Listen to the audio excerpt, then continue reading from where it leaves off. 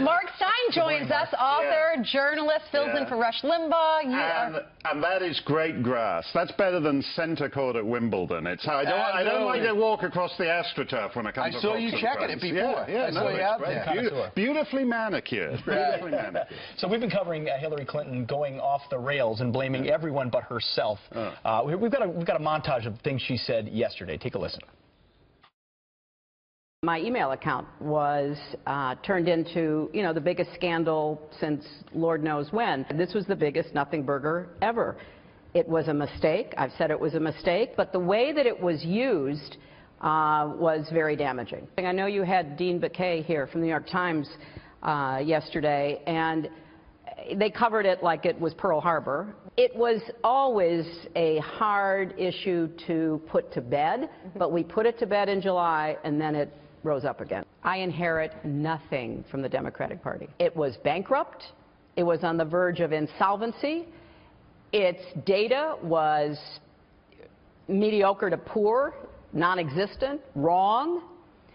I had to inject money into it. This is the DNC. The DNC to keep it going. He really understands how to inflame people, how to motivate them, how to bond with them over whatever their grievance is. Whatever resentment or point of anger that you may have, if he can get into it, whether it's race or sex or xenophobia or anti-Islamophobia, whatever it is. Mark, where do we start on this? Well, my favorite bit was when she blamed the crack Macedonian operatives who were, apparently it makes more sense to spend $200 on crack Macedonian operatives than spend $1 billion on John Podesta and all the rest of it. Apart from the Macedoniaphobia, I thought it was pathetic. The rap on Trump as he was campaigning, we were talking about it beforehand, was that he just stumbled around, he didn't know what he was doing. No plan. Now we're told that apparently it was all this crack data mining operation that Trump had that said, there's a swing county in Ohio that's really just itching for a terrific John McCain joke right now. And the idea that this is the guy who won by basically tearing up the rule book, they can't believe it. Do you realize as she went through everything, she was going through the deplorable list? Right. Remember the big mistakes she made? Yeah. She was doing it again. She says he touches the underbelly of America. She believes it. Well, she's also insulting those people again. Yeah, I know. And the idea is it can't be a genuine connection because these rubes are too stupid. They have to have been suckered into falling for Trump.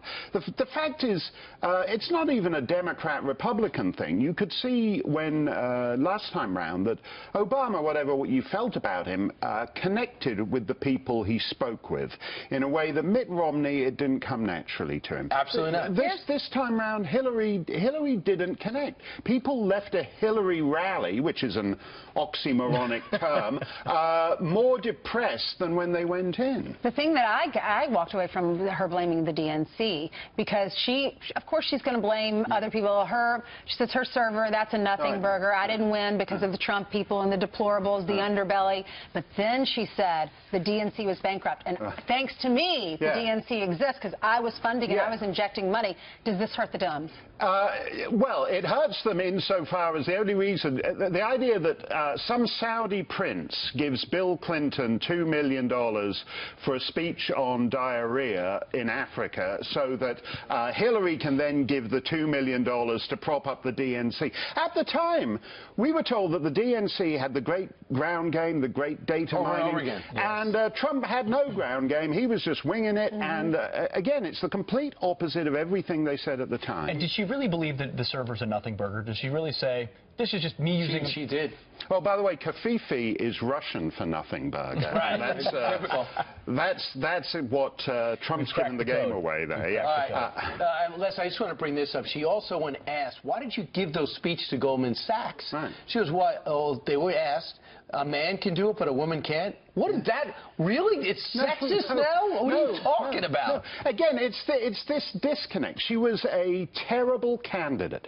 There's places where the wife of the previous guy runs for president, and they're banana republics. I got nothing against women leaders. I'm not a sexist. Canada's had a woman prime minister. Britain's had 2. Australia's had 1. New Zealand's had 1. Germany, Scandinavia, all the rest of them. The difference is they weren't entitlement candidates who felt they were entitled to be the head of government. There's a big difference. Today at 3 o'clock in the Rose Garden, the President of the United States is going to give us his decision on whether we stay in this parent climate agreement with almost 200 other nations.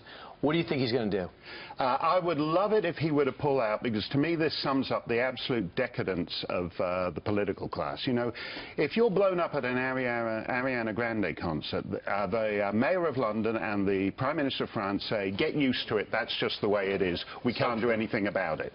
But if you want us to lower the thermostat of the planet by 1/3 of a degree in the year 2100, that we can do. Spending trillions. Yeah, spending trillions to do it. It's bonkers.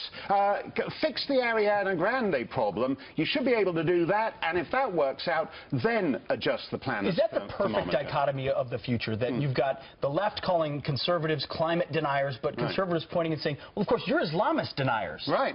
And in 2100, I think in 2100, we'll know who was right. Those of us who worried about what's happening at things like the Ariana Grande thing, or those who worried about the planet will be fine. It'll shrug off your SUV and your air conditioner without a thought, as it has for thousands of years. But we have seen what China is. That is countries has ignored all type of pollution regulations or common sense. We don't want that, but we're not there. Now, people on the flip side will say, listen, if the U.S. stays in, they'll be able to make sure people don't go off the ledge with severe economic principles. Listen to this, and we'll get your reaction.